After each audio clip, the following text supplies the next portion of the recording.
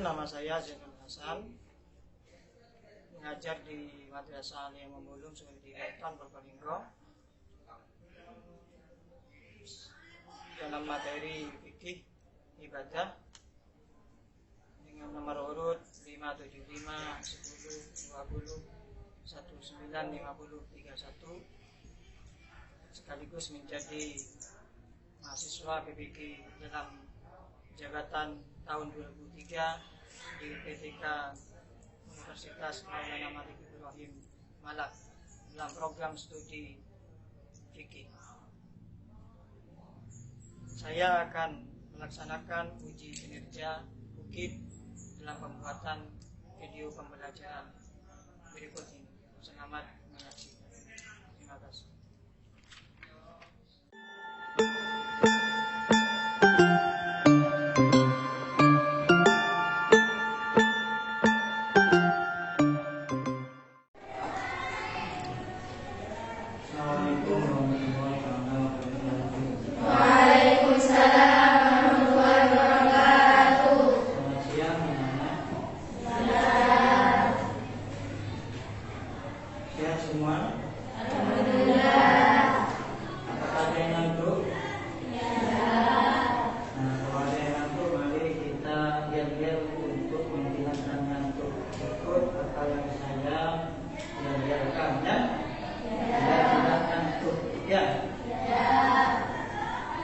Saya akan menyampaikan bagaimana jadi salah satu kalian yang merasa ngantuk dengan berdiri sambil berdiam-diam mengangkat tangan. Oke, tidak ngantuk. Ya. Yuk kita sama-sama berdiri. Oke, tidak ngantuk. Ayo 1, 2, 3.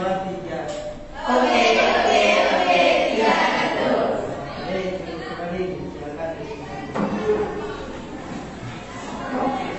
Akan membacakan absen. Apakah hadir semua? Oke, kita akan bacakan satu-satu.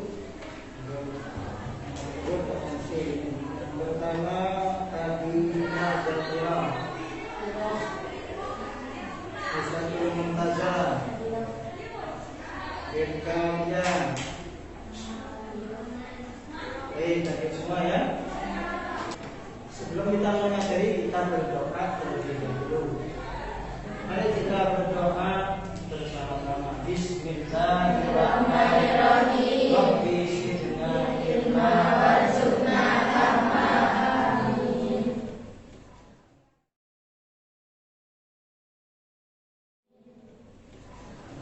Baik, saya akan memulai materi kali ini, yaitu tentang penyembelihan hewan kurban.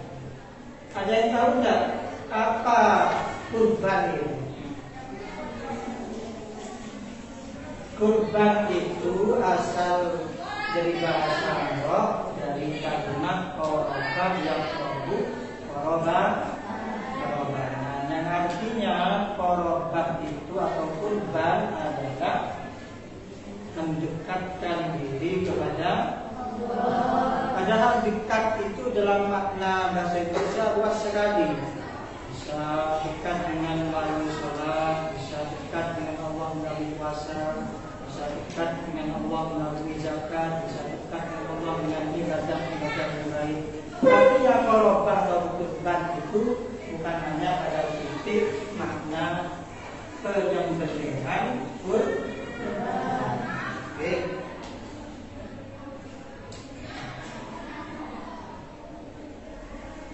Dalam istilah fikih, kurban itu juga ada tentang pengertian dan istilah atau dalil ataupun hukum yang diterapkan di dalam agama kita dalam Islam menurut apa yang ada di nas Al-Quran.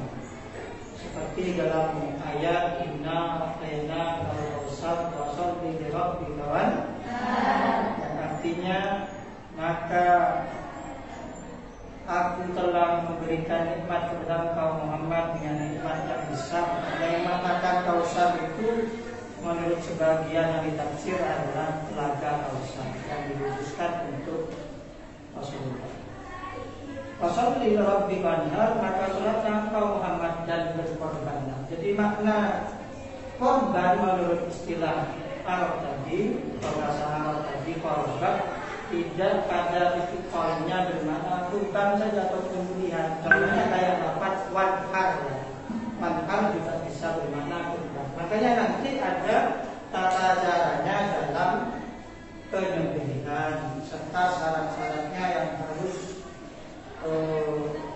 disembelih ketika binatang itu sudah akan menjadi kurban.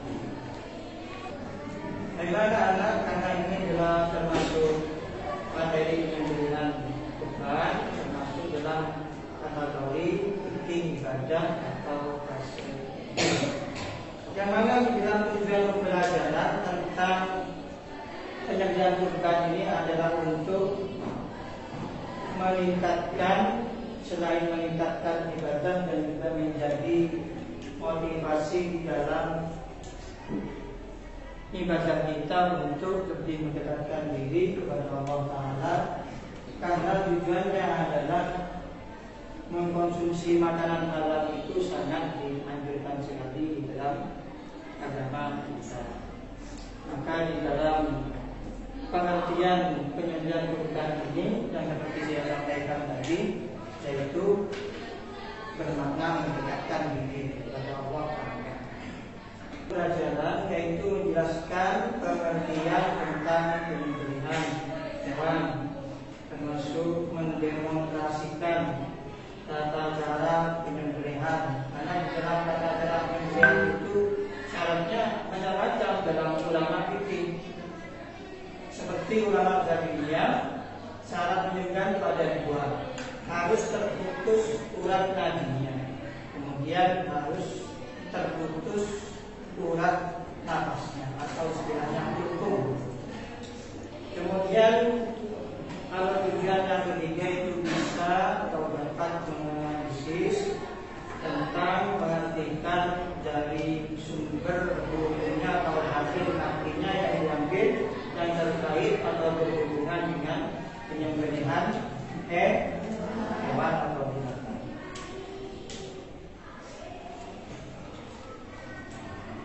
Nah, saya akan tampilkan video tata cara tentang penyembelihan. Mari kita simak baik-baik di PowerPoint di layar kan.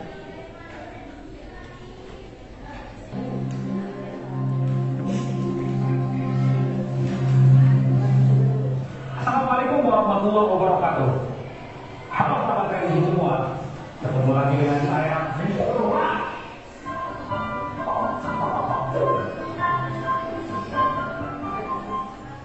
Tentu saja ini Mr. Rat tidak sendiri. Mr. Rat ditemani oleh sahabat Mr. Rat. Jantan, gagah, siapa lihat?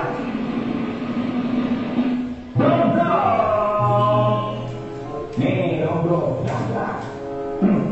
Dan aku sekarang pada episode kali ini ditemani oleh bro. Karena sebentar lagi kita akan menyambut hari raya Idul Adha atau Idul Kurban. Nah, sahabat ini pada hari raya Idul Adha ada penyembelihan kurban.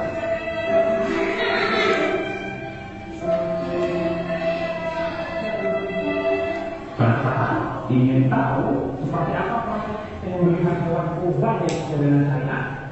Terus hewan kurban seperti apa ya yang sesuai syariat yang boleh dijadikan hewan kurban. Terus ikutin setelah. Oke?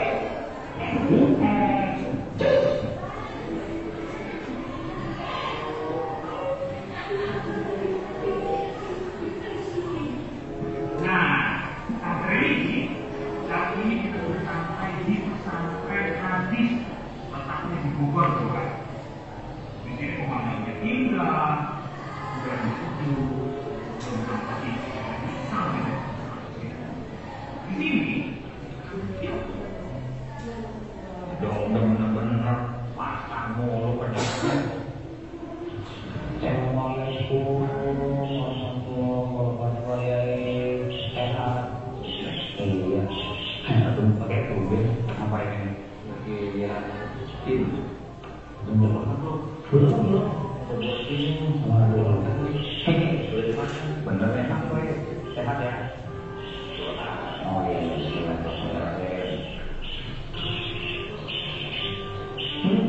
anak. Ayam ya. Kenapa? Tulen-tulen ada apa? Iya, saya juga tahu. Ini belum ada itu ini. Ini kan bulan Zulhijjah. Karena pengembangan coba orang coba digunakan untuk tidak dikonsumi, jenggot.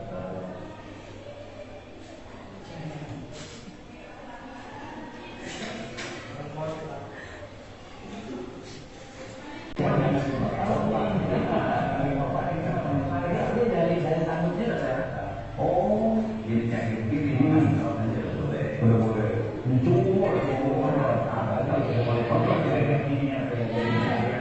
Oh, ini oh, kupat itu orang Betawi. Iya. Kupat yang dijual gitu. Oh, gitu. Tinggal kita dekat sini. Usia dari ini ya udah 3 kemarin dari gue di jadi nggak Papua.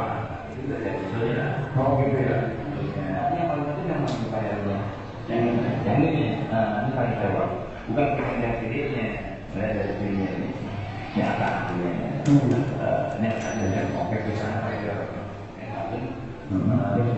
Sudah kerja ini. Di sini ada pinjaman yang orang tadi makanan nadi pernapasan makanan itu tiga-tiganya harus foto yang dua ada yang sebelah ini sama yang sebelah sini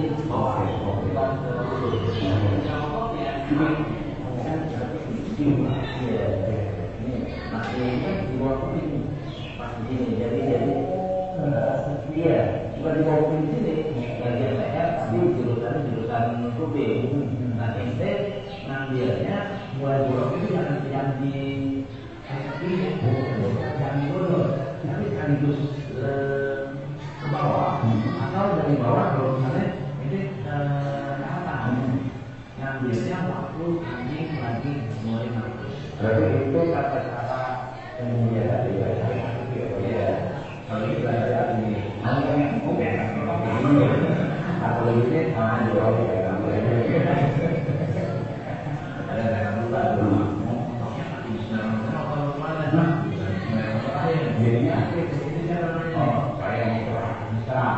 bisa ilai ta'ala bismillahirrahmanirrahim terus berarti cukup tadi ya jangan lupa belum contoh saya tahu juga orang Allah obatnya lebih hati ya alhamdulillah. Nah, berarti kita juga pelajaran dari mulai semester sampai ini mampu semoga membagikan pada saya bermanfaat untuk semua. Makasih banyak Pak Yai. Saya paling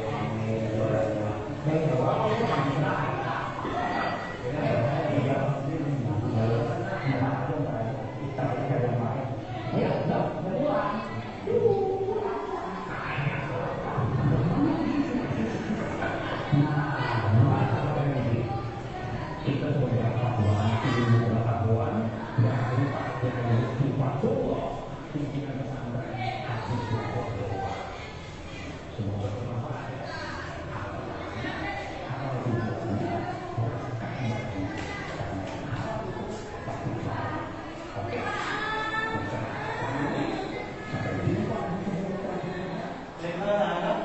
Coba kalian masukkan tentang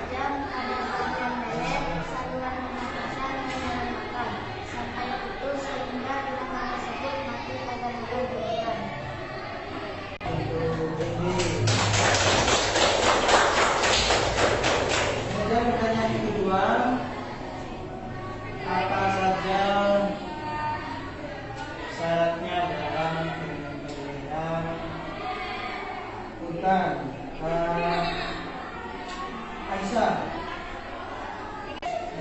Beragama Islam, berakal sehat, dengan sengaja, menyebut nama Allah, bisa melihat.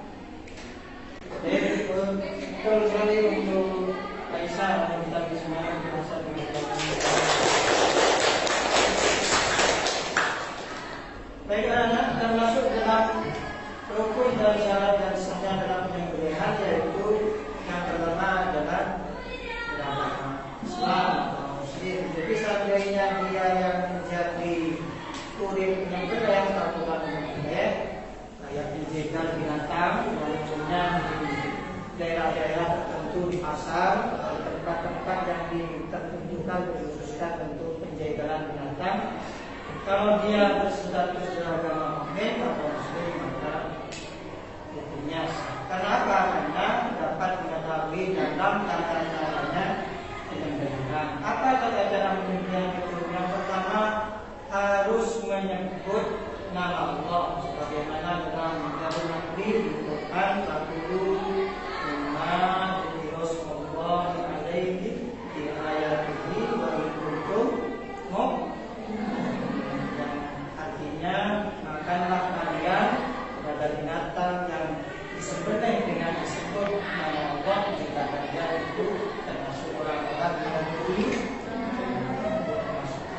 yang syarat hukumnya harus Muslim. Jadi kalau kafir ya tidak sah, karena tidak tahu dengan caranya seperti menyebut nama Allah.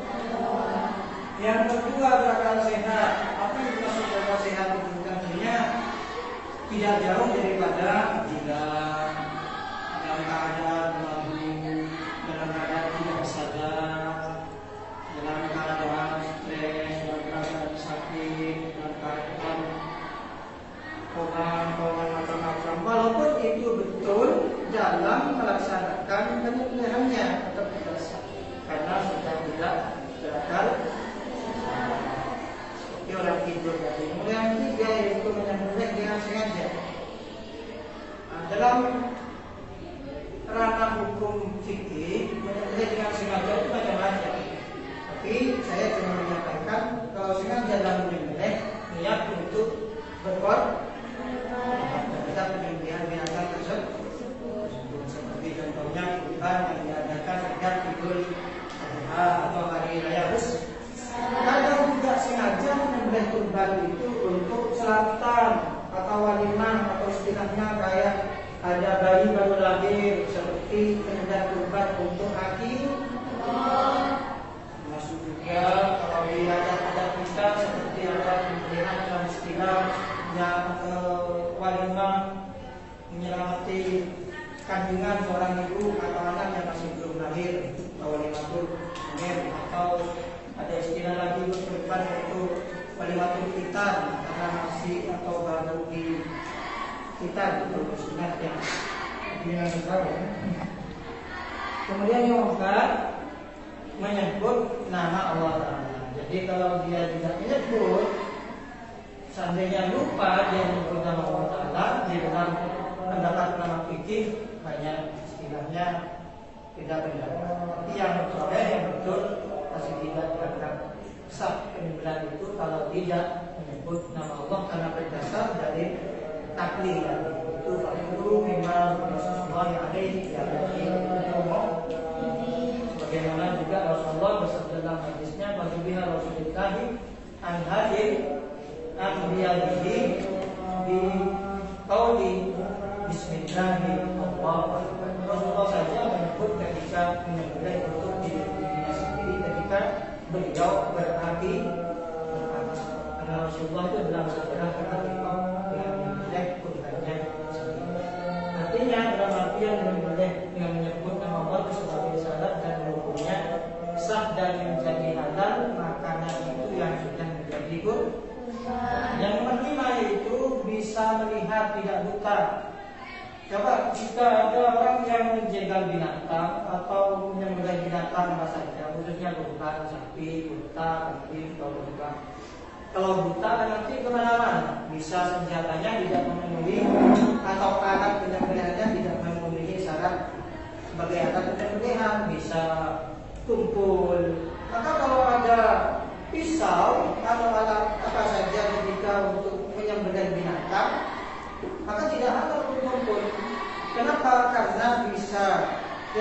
hewan binatang itu tidak sempurna.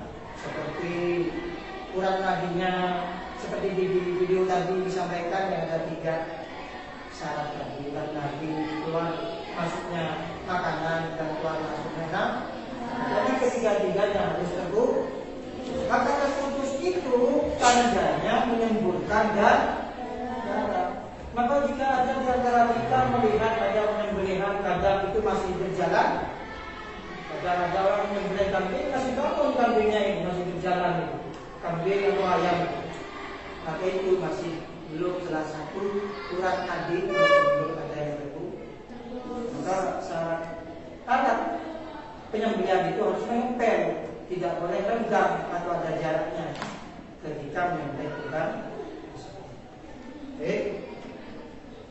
Termasuk hewan yang disembelih harus halal, termasuk juga masih hidup.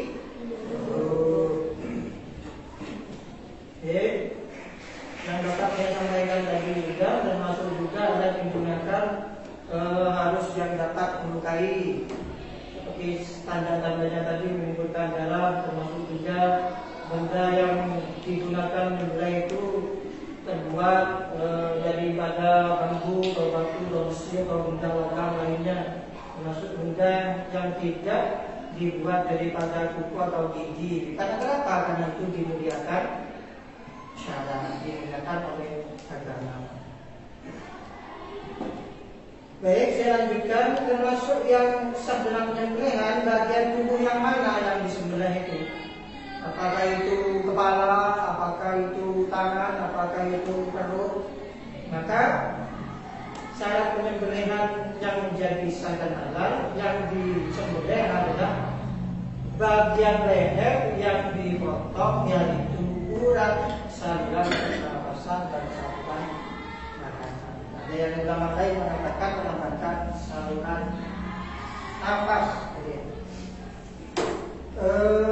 Baik, binatang yang tidak dapat disembelih lehernya karena kenapa? Karena liar ataupun karena tiba-tiba disembelih lari atau lepas daripada talinya atau masuk ke dalam jurang, maka hukumnya itu kalau meskipun diniatkan menyembelih, maka kalau sudah tidak memenuhi syarat tadi, maka dia sudah dianggap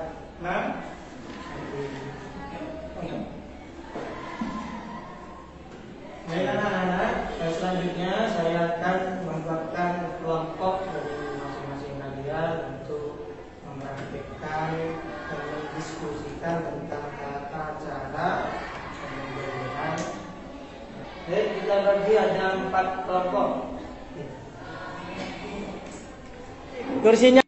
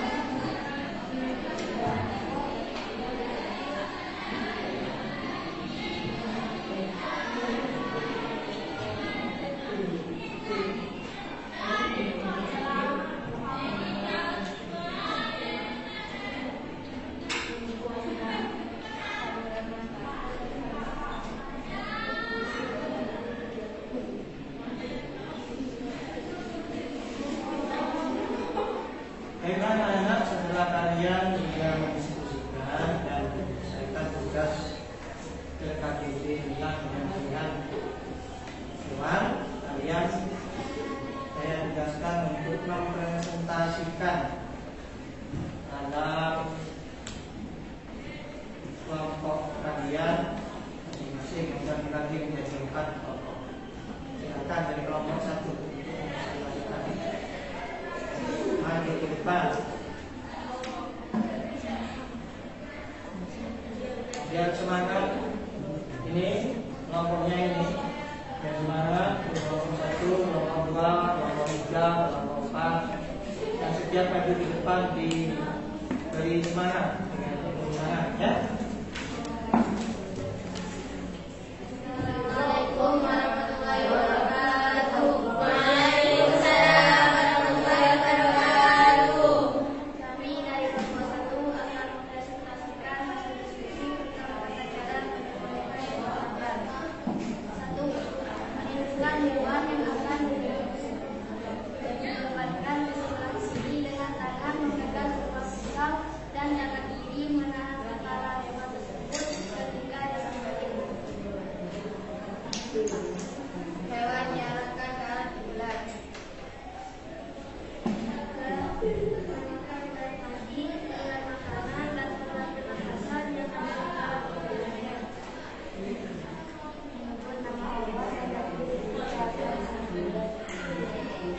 Dan dari kami, Assalamualaikum warahmatullahi wabarakatuh. Waalaikumsalam warahmatullahi wabarakatuh.